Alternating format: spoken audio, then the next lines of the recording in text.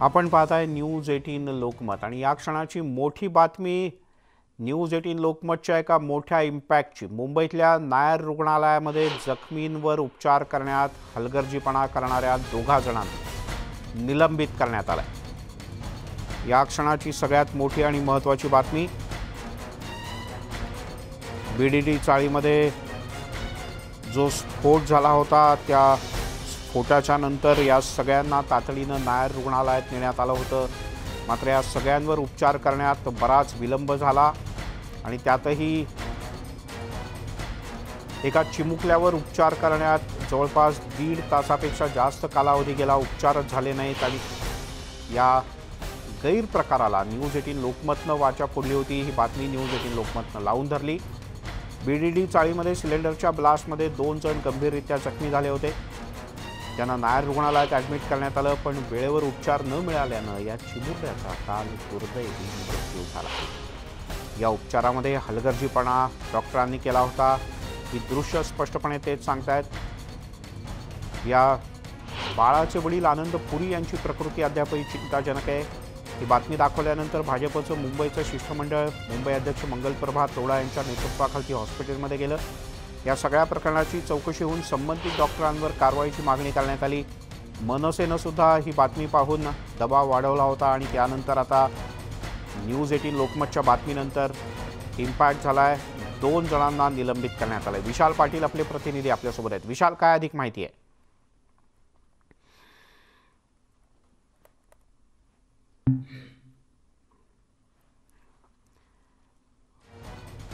या लहानग्याच्या मृत्यूच्या संदर्भात तर केवळ तो संवेदनशीलतेचा बळी आहे असंच म्हटलं जात आहे, कारण या लहानग्याला वेळेत रुग्णालयात आणून सुद्धा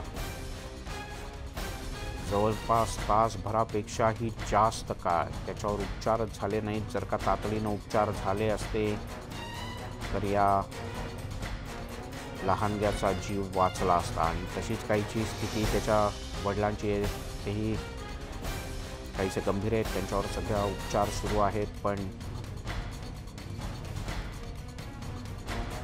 आणि ही दृश्य आहेत ही त्याच वेळची दृश्य आहेत जेव्हा हा चिमुकला आणि त्याचे वडील वेदनांनी विव्हळत होते। त्यावेळेला डॉक्टर आणि नर्स मात्र फोनवर बोलत होते।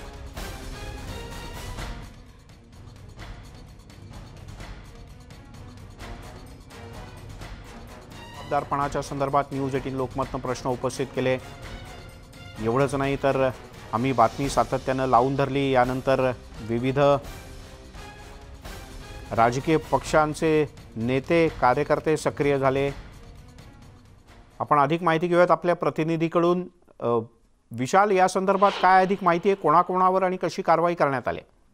मिलिंद सर, नायर रुग्णालयातील 2 डॉक्टर्सवरती निलंबनाची कारवाई जी ती करण्यात आलेली आहे। सद्यस्थितीला मुंबईच्या महापौर किशोरीताई पेडणेकर नायर रुग्णालयात सुद्धा भेट देणार आहेत आणि त्यानंतर या बाबतीत चौकशी समिती जी आहे ती नेमण्यात येणार आहे। संपूर्ण जे 2 डॉक्टर निलंबित करण्यात आलेले आहेत त्यांची डीन, महापौर आणि अन्य काही अधिकाऱ्यांसमोर नेमकं त्यावेळेला काय झालं होतं हे सुद्धा आता समोरासमोर जे आहे हे येणार आहेत। मात्र सद्यस्थितीला या दोन्ही डॉक्टर्सवरती निलंबनाची कारवाई जी आहे ती करण्यात आलेली आहे आणि FIR नोंद करण्याची प्रक्रियेला सुद्धा सुरुवात करण्यात आल्याचं मुंबईच्या महापौर किशोरीताई पेडणेकर यांनी सांगितलंय। त्यामुळे या सगळ्या प्रकरणाला नायर रुग्णालयाचा जो हलगर्जीपणा झाला त्या बाबतीत आता कठोर कारवाई जी आहे ती महापालिकेकडनं होताना दिसून येते। मिलिंद सर।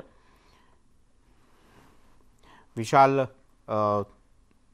तुर्तास धन्यवाद या सगळ्या सविस्तर माहितीबद्दल।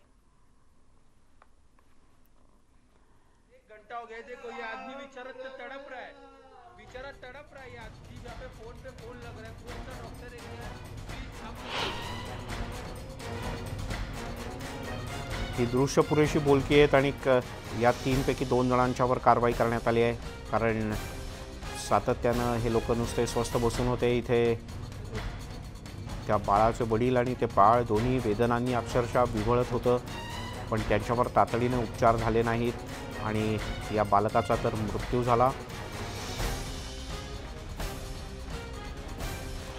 काल न्यूज 18 लोकमतनं दिवसभर हा मुद्दा लावून धरला। अखेर प्रशासनाला थोडासा पाझर फुटला। या पाठोपाठ राजकीय पक्षाचे कार्यकर्ते सक्रिय झाले। मनसेच्या कार्यकर्त्यांनी आणि पदाधिकाऱ्यांनी नायर हॉस्पिटलच्या अधिष्ठात्यांची भेट घेतली, तर आज भाजपच्या शिष्टमंडळानं मुंबईच्या अतिरिक्त आयुक्तांची भेट घेतली आणि या प्रकरणी कारवाईची मागणी केली। तर आता पुढच्या काही मिनिटांमध्ये मुंबईच्या महापौर किशोरी पेडणेकर या नायर रुग्णालयात पोहोचतील आणि तत्पूर्वीच प्रशासनानं अखेर न्यूज 18 लोकमतचा एक मोठा इम्पॅक्ट, ते म्हणजे उपचारांमध्ये हलगर्जीपणा करणाऱ्या 2 जणांना तुर्तास त्यांच्यावर कारवाई करण्यात आली